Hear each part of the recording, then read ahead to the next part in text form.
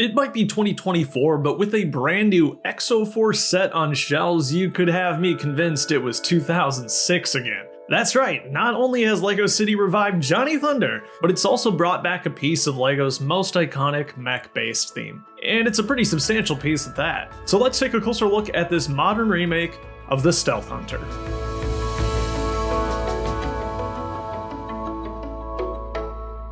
Thanks to LEGO for sending me the set early to review. Robot World should be available everywhere by August 1st, but depending on where you live, you might already be able to pick it up from LEGO.com. You know, it's one thing to get a subtle nod to a theme in a sticker or something. My favorite example of this forever will remain the Bionicle reference in Hogwarts Castle. Amazing. The Ninjago City sets always reference old themes like this too in the stickers, but to have an entire set remade within a set is practically unheard of. So that's why I think it's safe to say that LEGO City's Robot World might just be the most delightful surprise of the summer. Of course, I had to bring out the classic 2006 Stealth Hunter to compare the models side by side. The Stealth Hunter was Hikaru's first battle machine. In the Exo-Force story, it's a relatively lightweight battle machine capable of flight. Back in 2006, it was featured in a great deal of the marketing material, so it seemed a natural fit for the remake. It's probably the most recognizable mech in the lineup. Of course, the biggest difference you'll notice right away is the size. The upper winglets serve as a good touch point to get an idea of the scale here. The 2006 mech uses the 12x3 wedges, and the 2024 mech uses the slightly shorter 10x3 ones.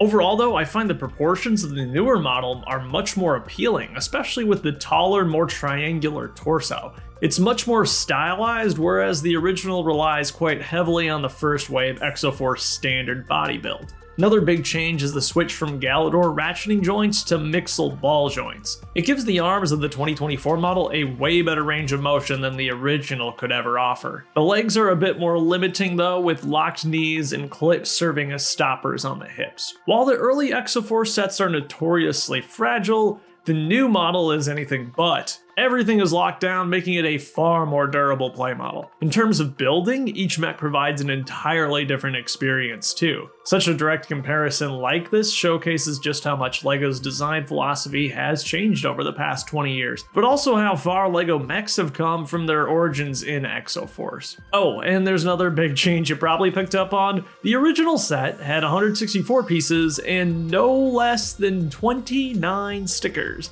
a number that would basically qualify it as a Speed Champion set today. Compare that to the new model, which has you apply a far more manageable 4 stickers. You'll notice that the remake has removed both the English and Japanese wording you would have found all over the 2006 Stealth Hunter. That probably just gives it a more universal appeal, but I certainly miss the warning and danger signs being slapped all over the original mech. The only text that made its way into the remake is the mech's unit designation, A01.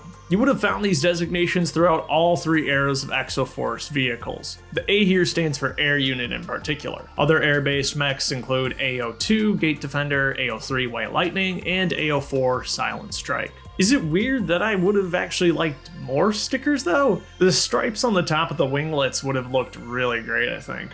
The set does include a minifigure sporting some sweet Exo-Force merch too. The torso here features the Air Unit symbol in the top corner. I thought that was pretty epic. While we're talking about stickers and decals though, I do want to highlight the other sets that include nods to this one. You can find a stickered advertisement for Robot World on the back of the new double-decker sightseeing bus. It appears the mobile construction crane has been tasked with building the new Robot World, as you'll find a printed blueprint of it included in the set. The wave's largest set by piece count, the harbor, also has an advertisement encouraging LEGO City citizens to visit the new theme park. Unfortunately, Car Transporter doesn't feature any such references, but it'll provide some sweet rides to get you to the actual theme park. And while I was half expecting the LEGO delivery truck to be carrying boxes of the Robot World set, it features some of the year's earlier models instead. Exo-Force isn't the only 2000s reference in Robot World though. Spin the model around and you'll find tributes to Alien Conquest, Ultra Agents,